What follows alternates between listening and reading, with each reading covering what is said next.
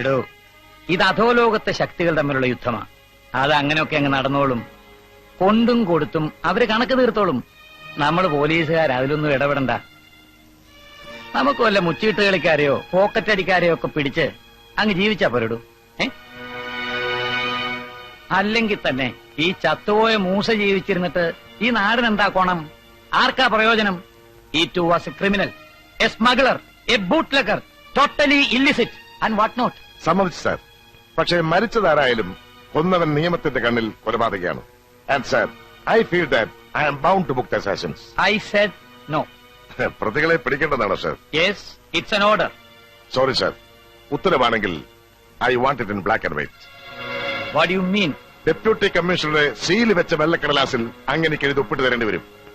എങ്കിലേ ഞാൻ അനുസരിക്കും. അങ്ങനെ തയ്യാറാണെങ്കിൽ ക്ലിയർ ഔട്ട് യു ഫൂൾ.